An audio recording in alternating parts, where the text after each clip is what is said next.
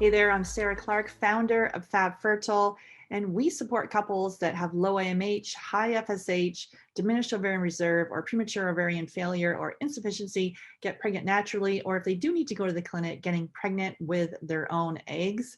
Today, we are going to be talking about a case study. So I'm going to take you through a case study with one of our clients and our previous clients. So this is a premature ovarian insufficiency or failure. And so she is 36. She has POI or POF, high FSH, low AMH, and she had secondary infertility. And so her IVF was canceled. She was a poor responder, and her cycles are very irregular. So she had irregular cycles. Her ovulation was unknown. She was on long-term hormonal birth control, so taking the pill for years.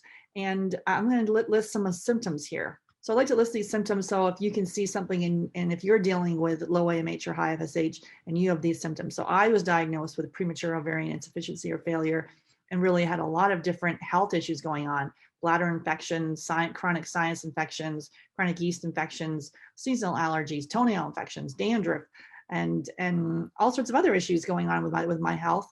And I didn't discover this until years later, and really now helping couples really connect the dots with these seemingly unrelated issues, which then can be tied back to why you're having trouble conceiving. So for this client, she had asthma, which we see that a lot, migraines, insomnia. We work with couples for months to help with sleep.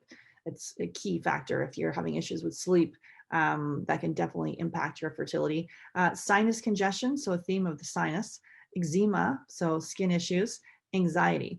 She also had poor digestion, so she alternated between constipation and diarrhea.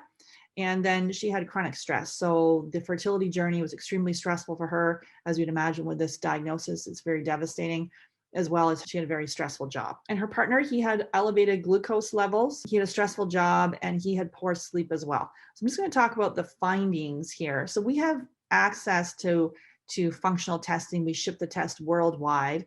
And we start out as part of our 𝒑𝒂𝒂𝒂𝒂𝒂𝒂𝒂 mething with these tests. So the functional tests, we do our food sensitivity testing using blood. We look at hormone testing using urine, stool testing, looking at the DNA of your stool, hair tissue mineral analysis, and using hair, obviously. And then we're doing blood chemistry review. So the blood chemistry, it's to educate, not to diagnose, and really looking at functional reference ranges. And functional reference ranges, those are for healthy people. So it really flags it earlier before it goes to disease. So your conventional lab work has a wider reference ranges, and just the functional reference ranges, it'll just flag it earlier before it goes to disease.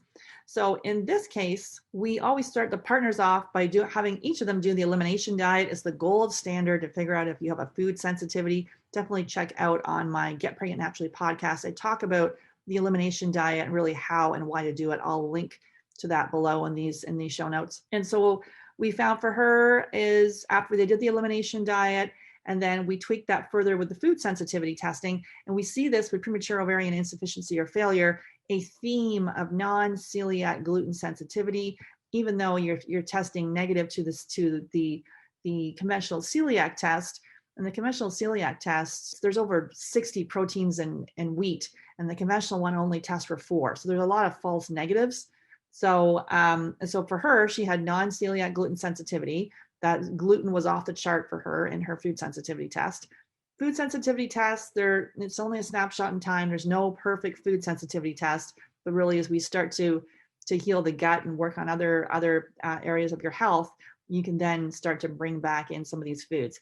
Typically, if gluten is that high, you may not be able to bring gluten back in, but there's lots of non-gluten foods that you can enjoy. So she had non-celiac gluten sensitivity. She was sensitive to eggs. We see this a lot. Eggs are like considered a superfood for fertility with the choline and really great nutrients in eggs. But many people are intolerant to the egg whites. So she was sensitive to eggs, both yolk and whites, yeast, which I was sensitive to as well, whey, nuts, and more. And so she took those foods out, and with the elimination diet, and then also the food sensitivity test, you take them out for 60 to 90 days. And then her hormones, we did the Dutch test. So that's the hormone test using urine, found out that she did have estrogen dominance. She had low melatonin, which can be an indicator of gut infections or gut bugs. And then she also had some thyroid imbalance, which we see again, another theme with POI and POF is thyroid imbalance. Did the stool test and found out that she had some things going on in the stool. So she had streptococcus, she had citrobacter, she had low secretory IgA, so her immune response was very low, and she had high anti-gliadin. So on the stool test, we can see if you're still being, what's your issue, what's your predisposition with gluten? Are you sensitive to it? And hers was high, so she could, even though she at that point was gluten-free, maybe she was getting a response. She could be getting some exposure with cross reactors. Many people go gluten-free, and then there's issues with dairy. They could be intolerant to the casein in the protein in dairy, and all sorts of other cross reactors like chocolate and coffee and corn that the body identifies as gluten and mounts an immune response, then causing inflammation of the body. And then she had a lot of mental emotional stress. So really hard. This is a very devastating diagnosis. I know firsthand what it's like. Very hard time for her visualizing it working. She was a worrier, and then a lot of impatience. We coach type A busy professional couples. And so she was just like, let's get it done kind of person. So we worked on optimizing all of that over our 6-month program, and then also included her partner looking at his blood chemistry and making additional recommendations for him. So he optimized his blood sugar. He was able to set boundaries and then actually improved his sleep. And then within 7 months into our program, she was pregnant naturally. And so she actually went in for the retrieval. And when she went in there, they're like, wait a minute, you're already pregnant. So she was told that donor eggs are her only option. So really making these changes was foundational to her success. And they committed, and they both, made the changes. As you say, we specialize with low AMH, high FSH, diminished ovarian reserve, premature ovarian insufficiency, helping couples getting pregnant naturally, or if they do need to go to the clinic, getting pregnant with their own eggs. We have got a fertility diet challenge coming up on April the 19th. And you can go to Fertility Diet Freebie. That's Fertility Diet Freebie. And it starts April the 19th. All chef prepared recipes. You can dip your toe into the elimination diet. This challenge is for you and your partner, really making the changes together. All chef prepared recipes in a spring theme. Really delicious, not about starvation, but really identifying, is there a food sensitivity? So I hope you enjoyed this case study, and definitely you can click on the links below to explore further, but definitely sign up for that fertility diet challenge that starts on April the 19th. Take care.